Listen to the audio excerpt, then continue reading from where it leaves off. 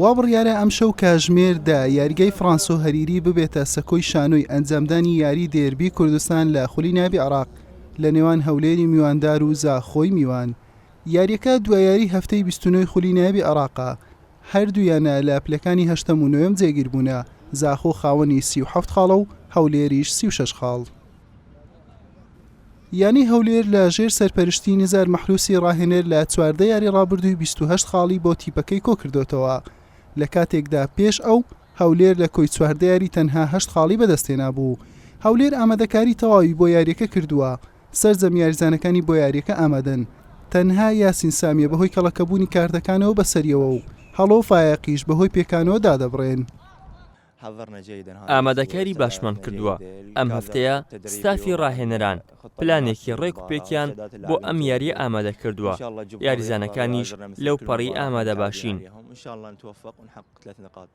ئینشاءڵڵا هاندەرانیش ئامادە دەبن و هانمان دەدەن چونکە پێویستمان پێیانە. ئینشاءڵڵا سێ خاڵی یاریەکە بەدەستدێنین. یانەی زاخۆ دوای زنجیرەیەک لە ئەنجامی خراپ و دەست لە کارکێشانەوەی عەبدولوەهاب ئەبولهێلی ڕاهێنەر فراس خەتیبی ئەستێرەی تۆپیپەی سووری وەک ڕاهێنەر دەستنیشان کردووە. یەکەم تاقیکردنەوەشی بەرامبەر هاونیشتیمانەکەی دەبێت کەوا نزار مەحروسە. زاخۆ 24 کاتژمێر بەر لە یاریەکە بە تەواوی پێکاتەکەی دوایین یەکەی مەشقی ئەنجامدا لەگەڵ ئەوەی چەند یاریزانێکی سووکە پێکانێکیان هەیە، بەڵام تا کاتی پێش یاریەکە دیار نییە کامیانە پێکاتەی تیپەکە دادەبڕێن. دربي كردستان العراق مباراة راح تكون جدا صعبة على الفريقين على الطرفين. ئەم یاریە دێربی کوردستانی عێراقا یاریەکە زۆر قورسە بۆ هەردوو تیپ، بەتایبەت بۆ ئێمە کەوا 6 بۆ 7 یاریە سەرکەوتنمان تۆمار نەکردووە. تیپەکە لە ڕووی دەرونیەوە لە بارودۆخێکی نائاساییە لەژێر فشارە، بەڵام لەم ڕۆژانەی دواییدا کارمان لەسەر لایەنی دەرونی کردووە تاکو ئەو فشارە لەسەر یاریزانەکانمان نەمێنێت. هەوڵ دەدەین ئاستێکی باش پێشکەش بکەین.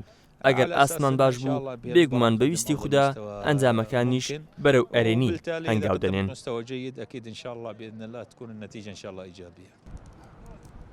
هەردوویانەی هەولێر و زاخۆ لە 28 یاری فەرمی بێگەیشتون، 15 سەرکەوتن بۆ هەولێر بووە و 4 بۆ زاخۆ، 9 جاریش یەکسان بوونە. لە قۆناغی یەکەم زاخۆ سەرکەوتنی بەسەر هەولێر تۆمار کرد. لە 7 کۆتا ڕوبەڕووبوونەوەی نێوانیان هەولێر هیچ سەرکەوتنێکی تۆمار نەکردووە. حوسێن محەممەد، کەناڵی ئاسمانی پێام، هەولێر.